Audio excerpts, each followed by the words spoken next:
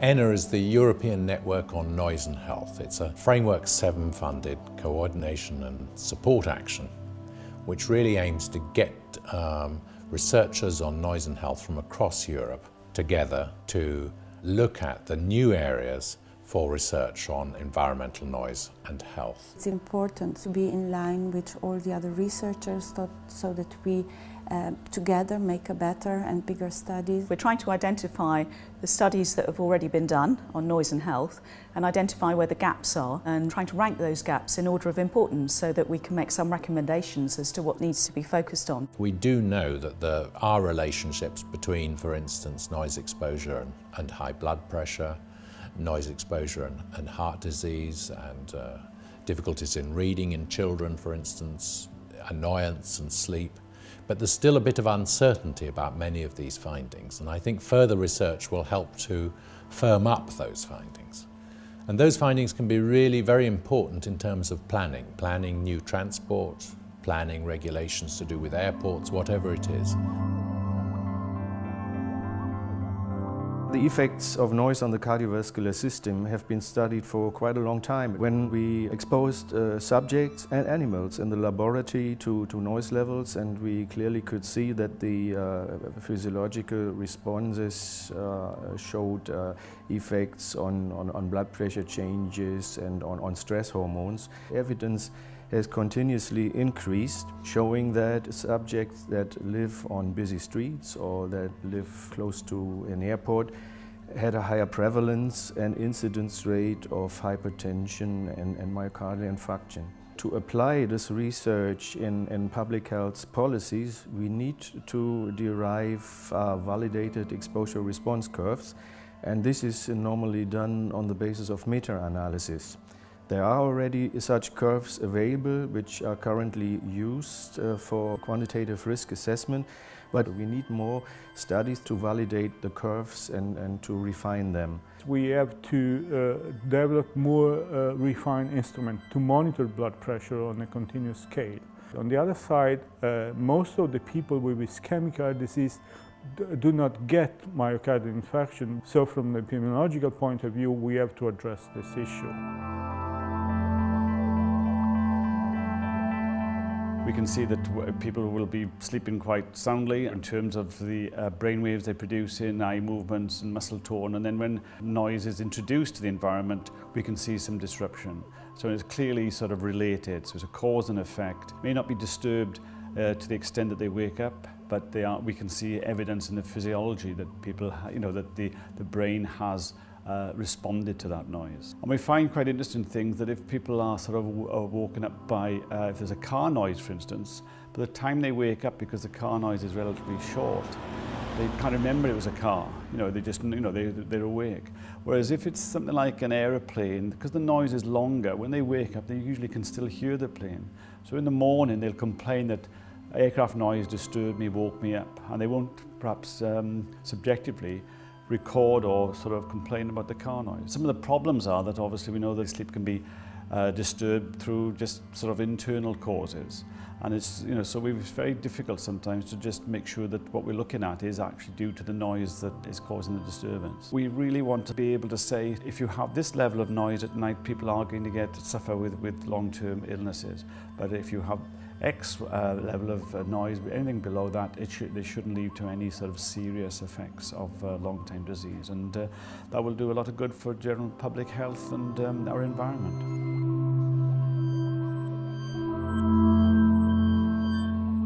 The issue that annoyance is a health effect or not from noise is debated. One could look at annoyance as a precursor for more serious adverse health effects. It is necessary to be able to quantify aspects besides the noise exposure as it's defined now that may also contribute or influence the annoyance people have. The temporal structure of the noise is also very important for the reaction of people, also what people are doing, whether they are disturbed or not, whether they are doing an activity where the noise doesn't cause any problem or not. It's one of the few things we could measure that is adverse and that we could actually make active changes in the environment. If they have a quiet side, they have an opportunity to, for instance, sleep on the other side of the building, or they can, during the day, they can escape from the noise. And in the same way, having a quiet green area or a quiet area in the neighborhood may be very important for people as an escape. If one look at benefits, I think one has to leave kind of the annoyance concepts as such and turn it around and think what characterizes good sound environments.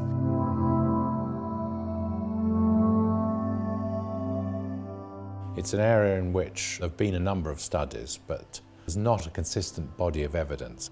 There's some suggestion that noise, for instance road traffic noise, increases symptoms of anxiety.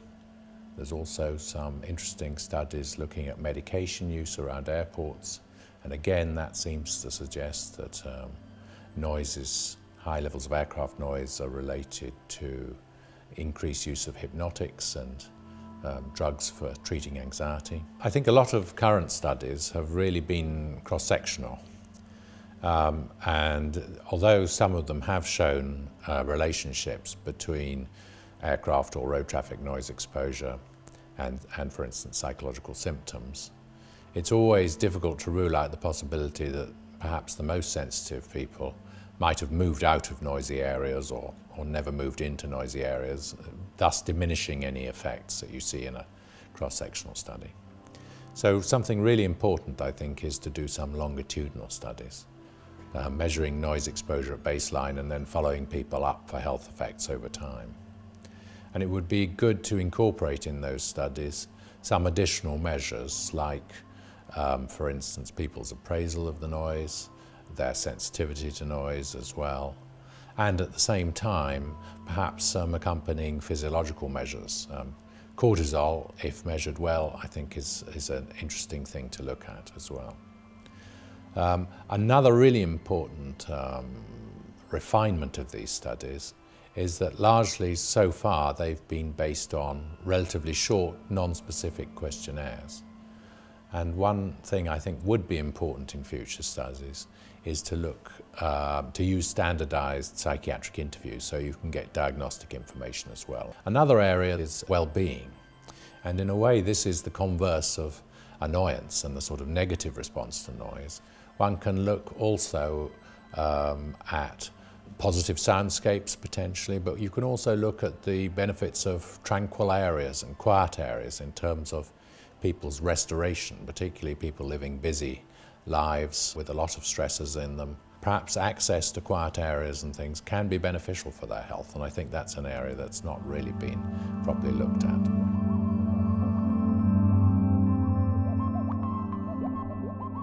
The effects of noise on hearing is well known for many years, and we have evidence in different fields. At first epidemiological, then clinical, and then laboratory. The epidemiological evidence tells us that this is one of the greatest impacts on hearing that we can actually prevent. Noise exposure causes damage inside the cochlea. The kind of damage depends on the intensity of the noise, of course, but also the duration of the noise. The populations exposed to noise develop more hearing loss than the population not exposed to noise. The same is true for tinnitus. The other field is clinical field, and then we can judge the effects by the degree of hearing impairment. Hearing loss develops quite quickly over the first year of exposure and regards the high frequencies. And the third field is, of course, laboratory field, experimental field. The study done on animals, also on humans, on so-called temporary threshold shift model. You expose the people to loud music and then you check on hearing, and usually the people, if they are overexposed, develop some temporary hearing impairment. I think the major priorities are really to do a large-scale, multicultural, multi-country study looking at the impact that social noise and environmental noise has on hearing and other health outcomes for young people as they grow older. And a second area is looking at the impact of early childhood factors on later hearing health. The benefit of new research could be immense. and it could regard prevention of hearing loss, understanding the mechanisms of noise-induced hearing loss, then developing better medicine, drugs, and finally gene therapy for people who already developed these hearing impairments.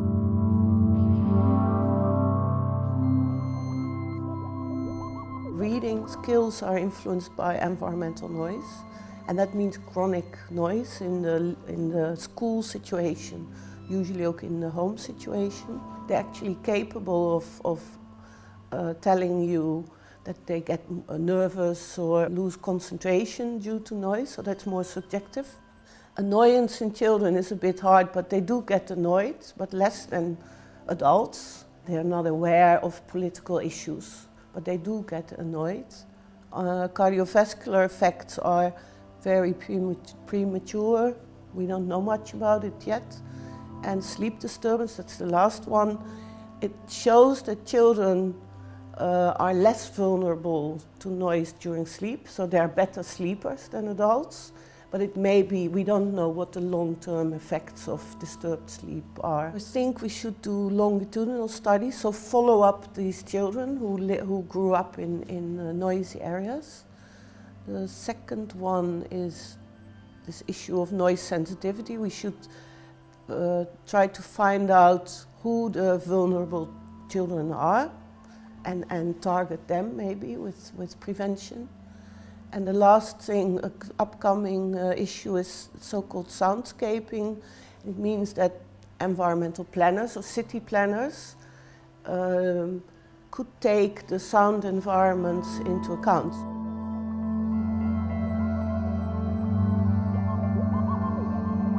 We have 4 priority areas. The first one is to know more about the prevalence and the extent of the cognitive deficits in children due to noise and how lasting they are.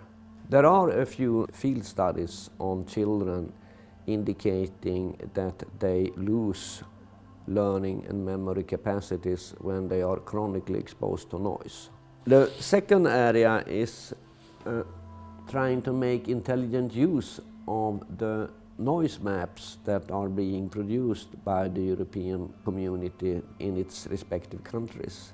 When we have more detailed dose descriptions and how these change across time, particularly when we can foresee that this airport will close down, this highway will be rebuilt, a new highway will come, then we have very good chances to do studies before and after these drastic changes in noise level exposures. The third is the interplay, the interaction between short-term working memory that immediately when you do something and you're exposed to noise analyzes, for instance, if you're reading or if you're learning or if you're listening, and how that interplays with what you store in your long-term memory.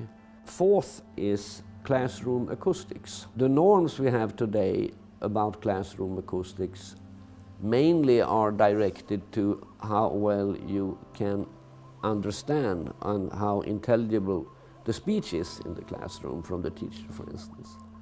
But we have strong reasons to suspect that if you have bad acoustics and a high background level, too much of your working memory effort is invested in analyzing what is immediately said, and there are not enough cognitive resources left over for analyzing what is being said, storing it in the long-term memory.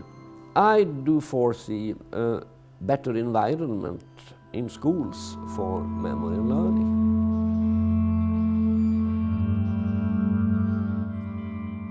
The literature's tended to look at a particular way of measuring noise in terms of averages, and it's got a certain weighting on it to the way in which the human ear interprets noise.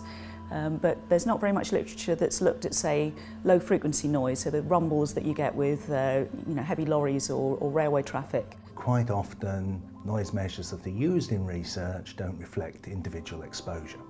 So we have to have methods of getting more accurate noise exposure for a given individual, and also looking at a wider range of noise parameters. Nowadays, small noise meters are available that people can easily carry around with them the whole day. Unfortunately, it's still difficult to assess what the noise source is. So you know the level, but you don't know the source. There also isn't very much looking at noisy events. So if you had, say, 4 or 5 noisy planes going over at night, that might give you the same average noise exposure as a low background noise. For example, when you think about awakening, you don't awake by an annual average noise level. You wake because there are noise events. Another important topic, which has been around for many years but is yet to be resolved, is the issue of noise sensitivity. And the problem with research up to now is that measures of noise sensitivity are subjective, and therefore, if we're studying annoyance, we have the problem of what's called common method variance, where associations just reflect the fact that one's using the same method to measure the independent and dependent variable. In Europe, since 2002, there's the European Noise Directive that tells the member states that they have to do noise mapping. That means that in large agglomerations near motorways, near major airports, major railways, the noise is modeled and that the results are projected on a noise map. Of course, the noise map describes the noise level at your facade. And you're not all the day at your facade, you're also in your house, you're in your bedroom, you're in your living room. That can influence the noise exposure substantially when you're talking about road traffic. If you're talking about aircraft noise, that's not really important because then the noise will come much more from above. So there's a difference between noise assessment, noise exposure and noise mapping. We would like to have noise levels available also below the current cutoff of the noise maps, below 55, up to 45 decibels, because we know that also health effects can occur at lower levels. We would like to have a better resolution of the noise maps. And for particular studies, we are not only interested in the annual average time-weighted noise level, but we would like to have information about other noise indicators.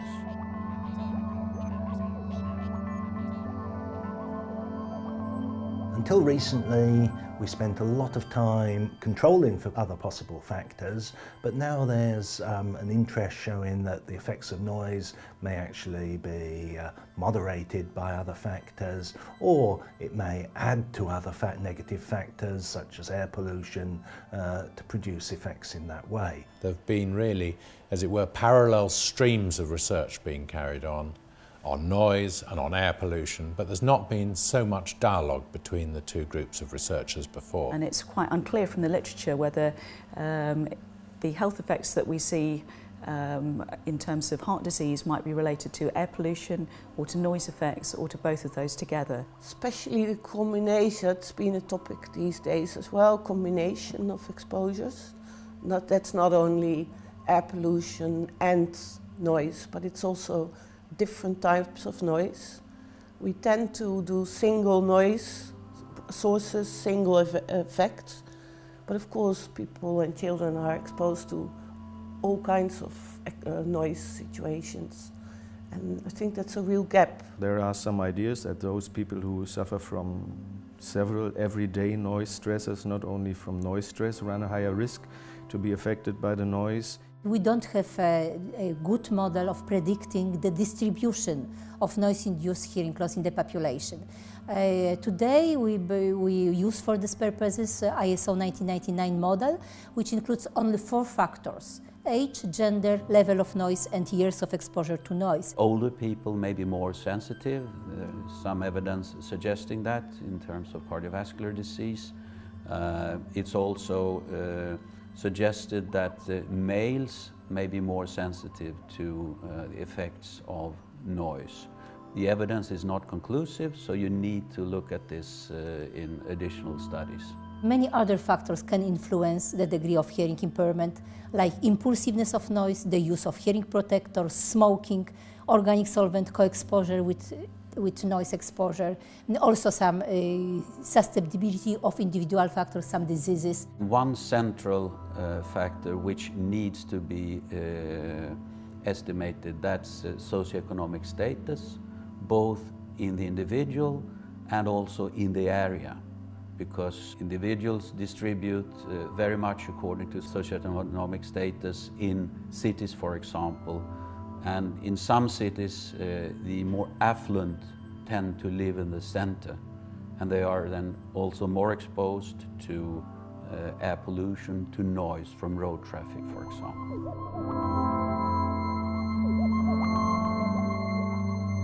A key part of ENNAH has been in trying to engage young researchers into the field of noise and health.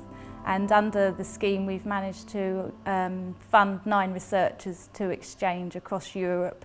So most of them have gone to a different country and also across disciplines to try and learn and extend their skills within noise and health research. My promoter, Dick Botteldoorn, works together with Peter Lercher in Innsbruck, and they have a kind of a large database on noise exposure in the Alpnap area. And I've made it possible to spend like 3 weeks in Innsbruck together with Peter Lercher, so that I could really know his idea on the data, to work directly with him on the data and then come back to Ghent and work further on it. We've had some more innovative and new areas that young researchers have undertaken. We've had some researchers looking at air pollution and noise and the combined effects that might have on health.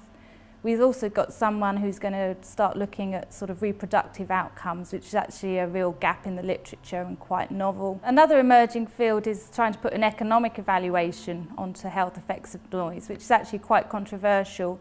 And we've had one young researcher from Germany who's been undertaking some doctoral work on that, and she's exchanged with ENNAH network members in France. We've also had people who have been looking at cognitive performance and trying to look a little bit into the mechanisms of effects on working memory, and also some work on the effect of noise in offices on adults, and actually that's a real gap. Most research has been done on children and cognitive performance, and actually trying to assess the effects on adult performance could be very useful.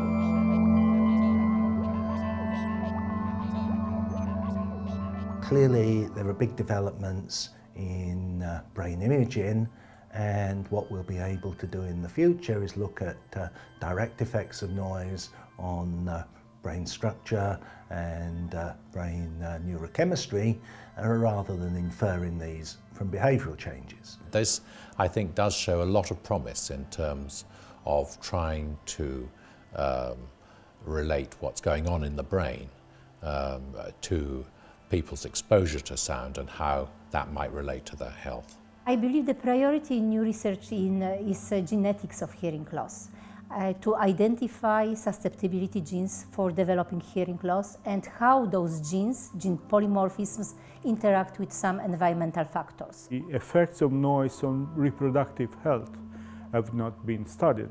And when we say reproductive health, for instance, means if noise exposure has an effect on the low birth weight or preterm deliveries. There is one noise source that has not been studied so far, that is railway noise, which is a very interesting one, because from an environmental point of view we want to shift the freight transport from the road to the rail, but this may cause problems, particularly during night. We want to know for the effect on the cardiovascular system whether noise exposure has an effect on stroke, or we want to know whether this is more on the ischemic stroke rather than hemorrhagic stroke. So we want to distinguish the effect of stroke. And we want to address more the biological indicators of stress, and cortisol awakening response has been indicated as a good marker. As this ENNAH project, this network is coming to an end, we really hope that there will be some kind of different collaboration possible in the future, because we think it's extremely important for us to keep this collaboration. The benefit certainly is the improvement of public health. When noise causes several effects. It affects quality of life, it annoys, it disturbs sleep, it affects cognition, particularly in children. This has been investigated. But cardiovascular diseases as a manifest disease is certainly the most serious endpoint. If the knowledge was a bit better about what are the health effects and where there are no health effects as well, then that will be of enormous importance in future planning, because it's very likely that transportation noise is going to be with us for some while. I know there are quieter cars and quieter aircraft, but it's not got to a stage where noise is unlikely to be a problem. I think also potentially if we can demonstrate that quiet areas, tranquil areas are protective for health, I think that will give some extra ammunition that these sorts of areas should be protected for the public good.